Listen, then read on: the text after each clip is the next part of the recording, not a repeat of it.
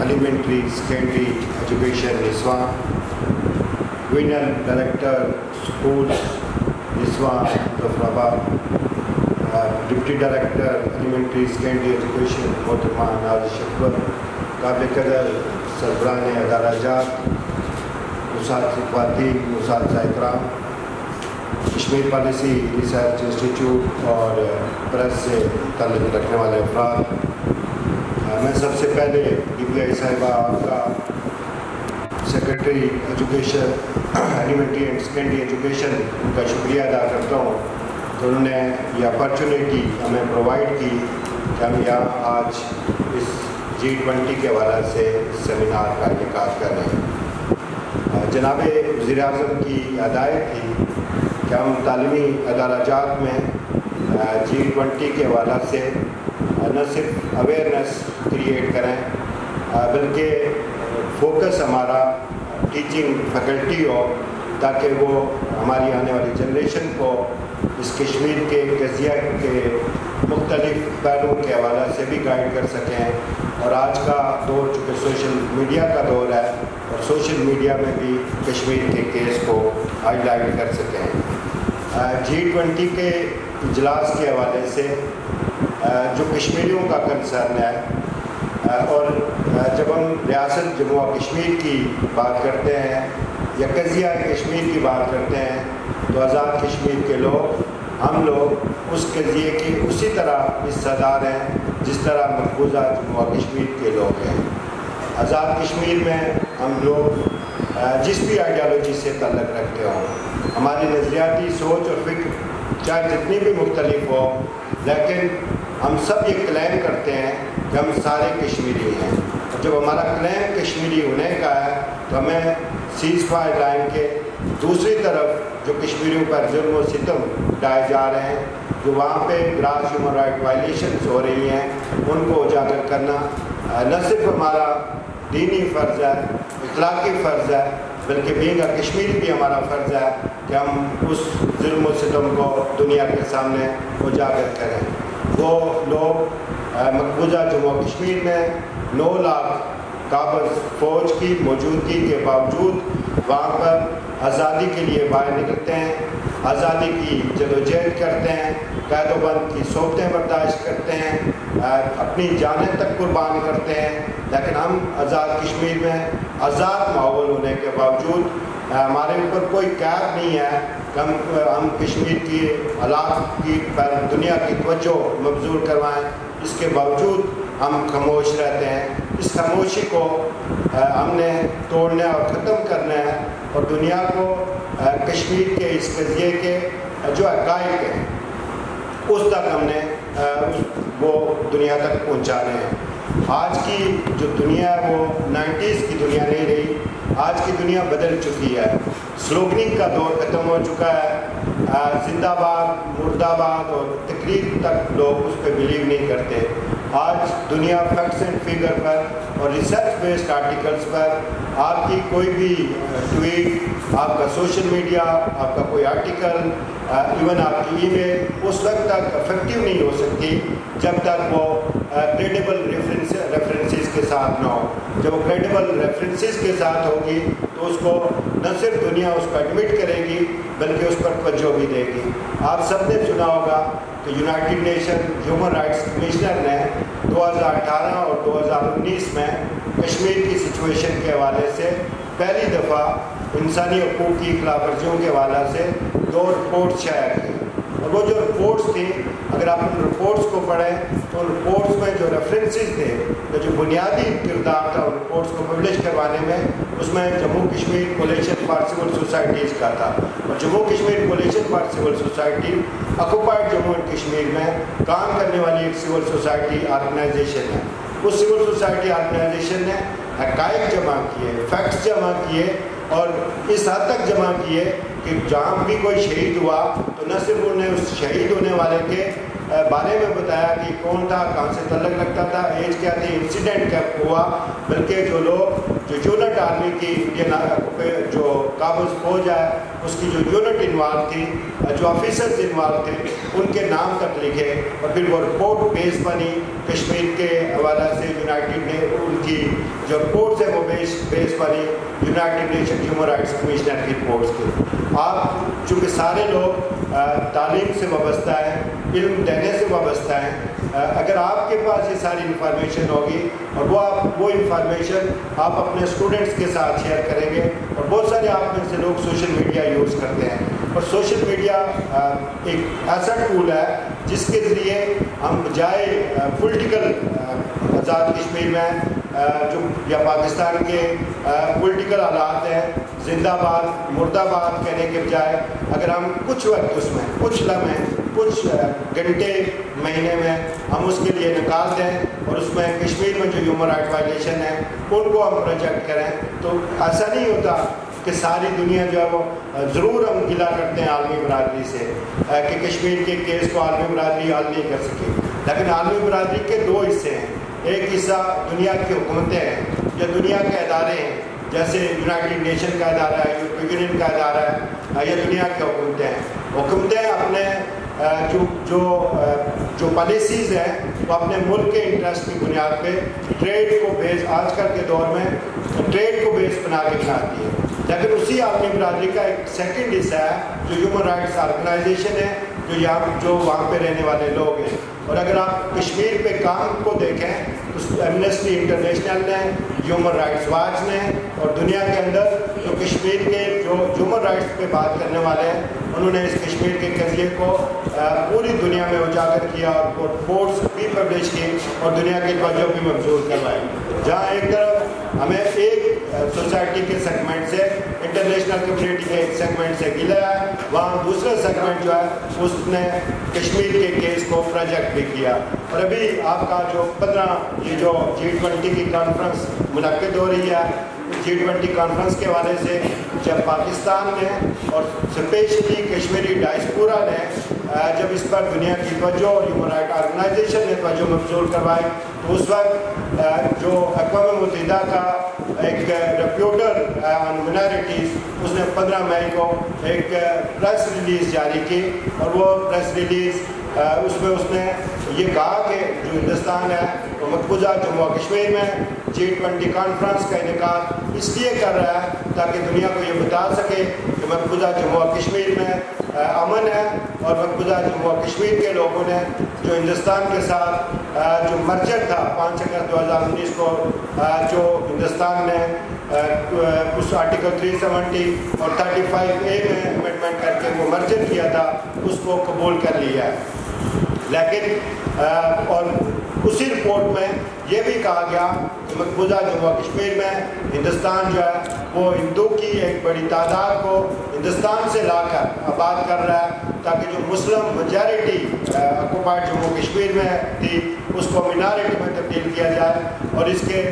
کے ہندوستان کے لیے 2 فائدے ہیں، ایک تو یہ ہے کہ اگر کل ہندوستان چونکہ یونائٹڈ نیشن سیکورٹی کونسل کی پرماننٹ ممبرشپ کے لیے کوشش کر رہا ہے، اور اگر کل ہندوستان اس بات پر مجبور ہو جاتا ہے کہ اس نے کشمیر میں رائے شماری کروانی ہے، تو اس رائے شماری میں اس کے ووٹس جو نان کشمیریز ہیں، جو نان مسلمز ہیں، ان کے ووٹ انکریز ہو جائیں اور وہ ووٹ ہندوستان کے حق میں۔ دوسرا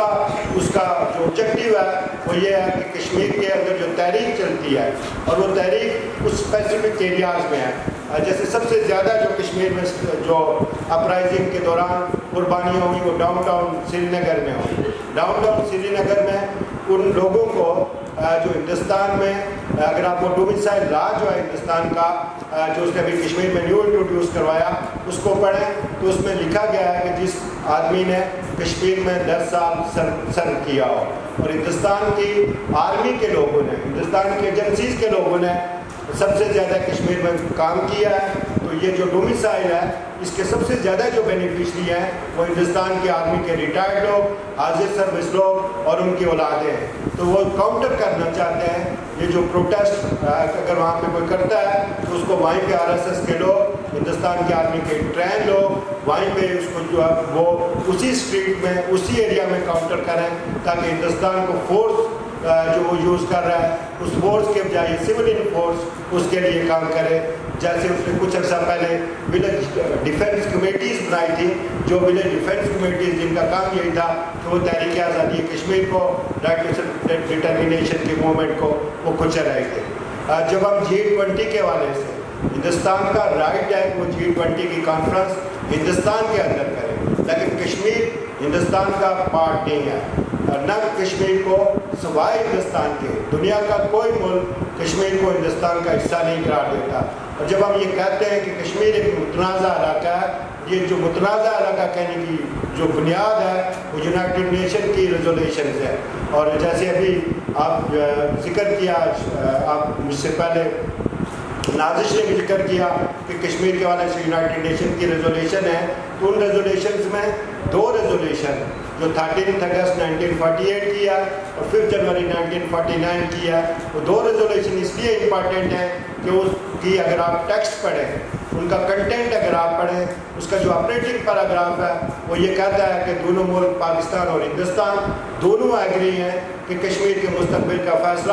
آزادانہ اور منصفانہ رائے شماری کے تحت ہوگا. یہ صرف ریزولیشنز نہیں ہیں بلکہ ایک ایگریمنٹ ہے انٹرنیشنل لا میں 2 ممالک کے درمیان ایک انٹرنیشنل فورم پہ, اور اس کی بنیاد پہ آج تک کشمیر ڈسپیوٹڈ نظر آ رہا ہے. ابھی ہم یہاں پہ جاتے ہوتے ہیں United nation military observer group for India and Pakistan میں ریزولیشن پیش کرنا ہے. یہ جو UN ملٹری آبزرور گروپ ہے وہ یہاں پہ بھی موجود ہے, سری نگر میں بھی موجود ہے, جموں میں بھی موجود ہے اور گلگت میں بھی موجود ہے. اس کی پریزنس, اس کا یہاں پہ موجود ہونا اس بات کا ثبوت ہے کہ کشمیر متنازع ایریا ہے. اگر متنازع ایریا نہ ہوتا تو United nation military observer group کی پریزنس کی کوئی ضرورت نہیں تھی. جب ہم یہاں پہ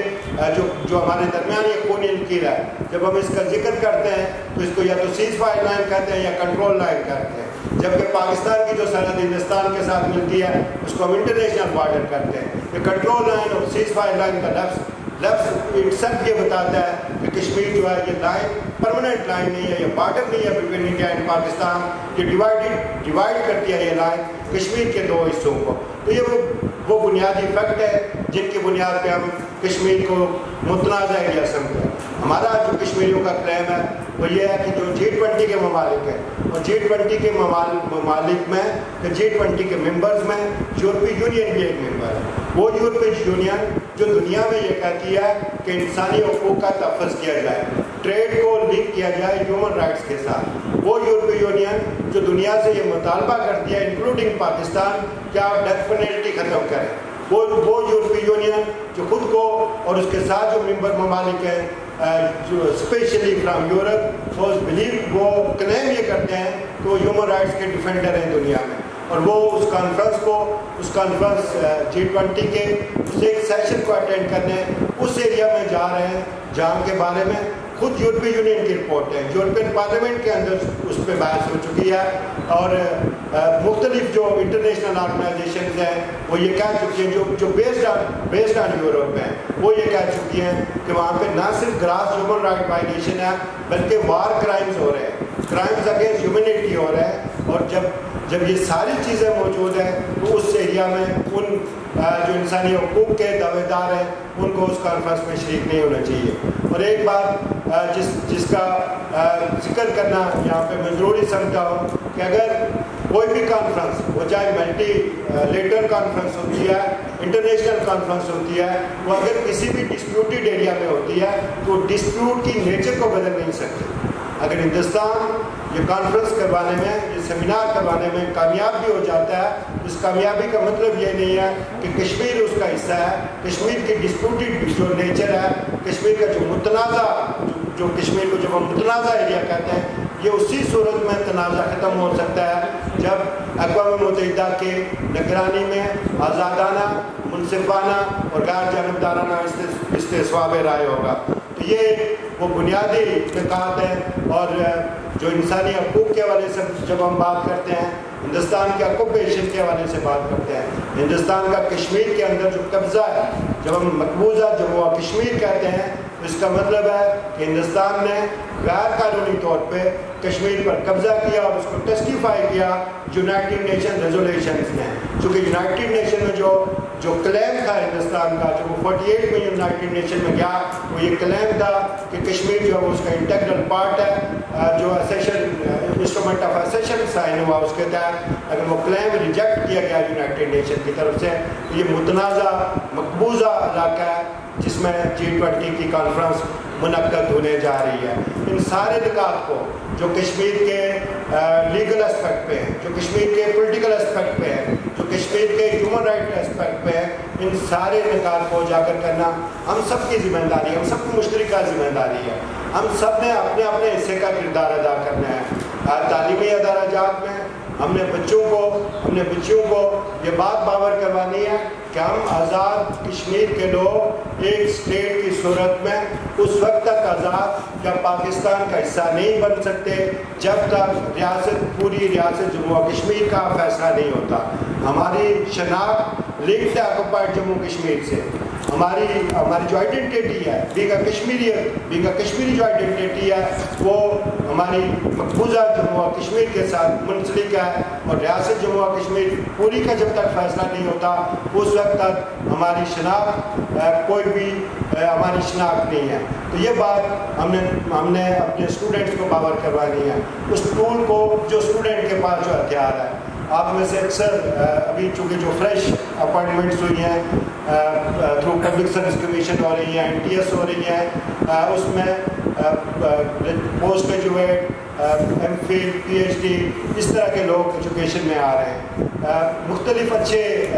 جو انسٹیٹیوشنز ہیں ان کے بیک گراؤنڈ سے لوگ آ رہے ہیں. جو ماڈرن ٹولز ہیں انفارمیشن ٹیکنالوجی کے، اس سے اویئر لوگ آ رہے ہیں. آپ لوگوں کا فرض ہے کہ آپ لوگ اس قضیے کو، اس کیس کو، دنیا میں جو کچھ آپ کر سکتے ہیں، سوشل میڈیا یوز کر سکتے ہیں، آرٹیکل لکھ سکتے ہیں، واٹس ایور آپ اپنی کیپیسٹی میں جو کر سکتے ہیں اس کو آپ کریں. یہ فرض ہے ہم پہ اور یہ قرض ہے. یہ قرض ہے ان ماؤں کا، یہ قرض ہے ان بہنوں کا جنہوں نے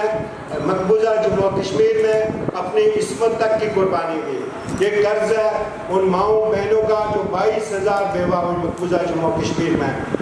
15,000 سے زائد خواتین کی اجتماعی عصمت دری ہوئی، 8,000 سے زائد اجتماعی قبریں دریافت ہوئی، 1 لاکھ بچے کشمیر کے اندر، 1 لاکھ سویلین شہید ہو چکے ہیں. وہ بھی کسی کے بیٹے تھے، کسی کے باپ تھے، کسی کے ساتھ تھے. وہ نیم بیوہ خواتین، 2500 سے زائد وہ خواتین جن کے خامد ہندوستان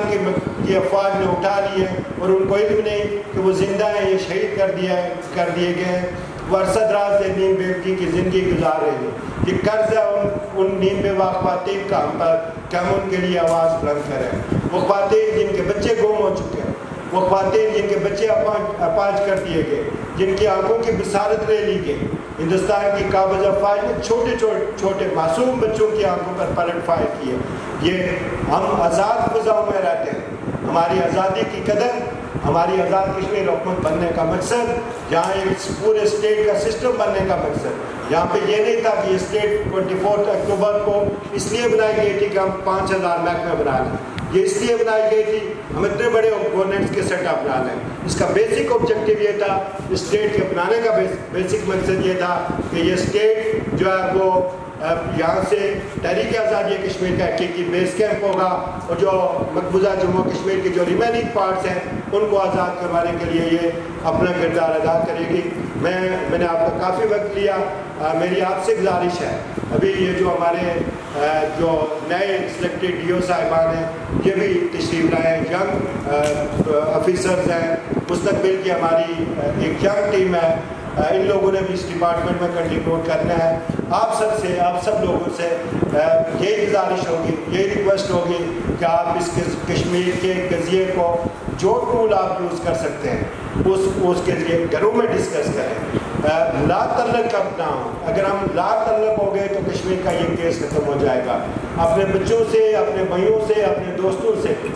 اس بات کا ذکر کریں کہ مقبوضہ جموں و کشمیر میں کیا صورتحال ہے. اس بات اپنی کنیکٹیویٹی کو کشمیر کے ساتھ برقرار رکھیں، اپنے اس تعلق کو، اپنے اس پہچان کو جو کشمیریت کی پہچان ہے اس کو جوڑے رکھیں کشمیر کے ساتھ. جب ہم اس قضیے کو جو ہے وہ زندہ رکھیں گے. اور آزادی کی منزل انشاءاللہ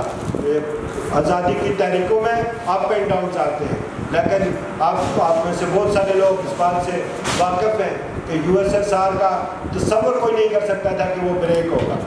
یونائٹیڈ اور آج آپ کے سامنے وہ بریک ہوا، اس سے کتنے ممالک نکل گئے. تو انشاءاللہ آزادی کی یہ تحریک جس میں ماؤں بہنوں کی عزتیں، جس میں کشمیریوں کا خون، جس میں آنکھوں کی، جان کی، مال کی، ہر طرح کی عزت کی، عصمت کی قربانی شامل ہے. آزادی کی یہ تحریک ٹھنڈی ہو سکتی ہے، اسٹریٹجی تبدیل ہو سکتی ہے، حکمت عملی کے تقاضے عالمی حالات کے مطابق بدل سکتے ہیں، لیکن انشاءاللہ یہ قربانیاں رائے گاہ نہیں جائیں گی اور مقبوضہ جموں و کشمیر انشاءاللہ آزاد ہوگا. آپ سب کا، میڈم آپ کا خصوصی طور پہ جو یہاں پہ ادارہ کے پرنسپل ہیں، آپ سارے جو یہاں پہ خواتین اساتذہ، سربراہ ادارہ جان، آپ سب کا بہت بہت شکریہ. آپ یہاں پہ شریک ہوئے. انشاءاللہ ہم کشمیر کے حوالے سے اپنا کردار ادا کرتے رہیں گے. وما علینا الا البلاغ.